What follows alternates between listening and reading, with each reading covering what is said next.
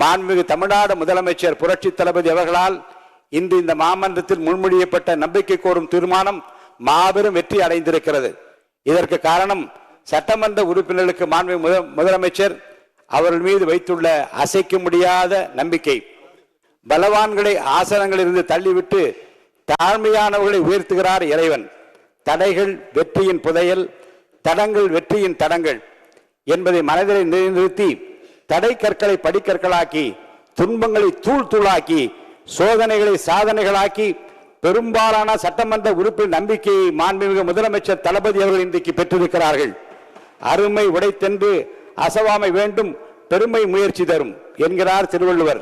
அதாவது ஒரு செயலை செய்யும் முன் இது கடினமானது என்று மலைக்க கூடாது.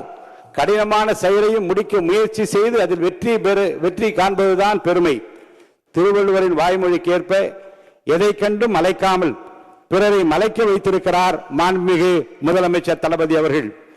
இந்த மாமன்றத்தில் முன்மொழியப்பட்ட நம்பிக்கை கோரும் தீர்மானம் அதை நினைக்கும் போது மலை போலே வரும் சோதனையாவும் பனி போல் நீங்கிவிடும், நம்மை வாழ விடாதர் வந்து நம் வாசலில் வணங்கிட வைத்துவிடும் என்கின்ற அந்த வரிகள் தான் எனக்கு நினைவுக்கு வருகிறது. ஒன்றை நான் நினைத்து பார்க்கிறேன். ஆட்சி அதிகாரம் வருவதற்கு முன்னாலே தளபதி அவர்கள் ரசிகர் மன்றங்களை நடத்தினார், நற்பணிகள் பல செய்தார். பின்பு மக்கள் இயக்கம் கண்டார். தன்னுடைய ரசிகர் மன்றம் மூலமாக காலை உணவளித்தார், ரொட்டியும் பாலும் கொடுத்தார், ஏழைகளுக்கு உதவினார், ஏழைகளின் கண்ணீரை துடித்தார், படிப்பதற்கு உதவினார். படித்தோர், ஏழைகள், இல்லாதார், இருப்போர் எல்லோரையும் அரவணைத்தார் தன் ரசிகர் மன்றங்களின் மூலமாக, மக்கள் இயக்கத்தின் மூலமாக. அன்று அவர் செய்த தான தர்மங்கள் தான், அன்று அவர் செய்த தர்மம் தான் இன்றைக்கு அவரை வெற்றி பெற வைத்திருக்கிறது. தர்மம் தலைகாக்கும் என்பதை இந்த நாட்டுக்கு உணர்த்தி இருக்கிறது. மாண்புமிகு முதலமைச்சர் அவர்கள் பெற்றிருக்கிற இந்த வரலாற்று சிறப்பு மிக்க இந்த வெற்றி கழிப்பில் நான் என்னையும் பங்குபடுத்திக் கொள்கிறேன். வரலாற்று படிப்பது முக்கியமல்ல, வரலாறு படைக்க வேண்டும். பிறர் தடம் பார்த்து நடப்பது முக்கியமல்ல, நாமும் தடம் பதிக்க வேண்டும். பிறர் உயரத்தை அண்ணாந்து பார்த்து ஆச்சரியப்படுவது முக்கியமல்ல, நமது உயரத்தை பிறர் பார்க்கும்படி வாழ வேண்டும்.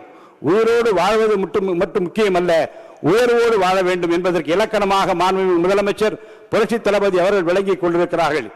இந்த ஆட்சி 5 ஆண்டு காலம் மட்டுமல்ல, அதையும் தாண்டி இவரை போல் யார் என்று நாடு போற்றும் நல்லவராக நல்லாட்சி தருவார் என்கிற நம்பிக்கையை நாம் பெற்றிருக்கிறோம்.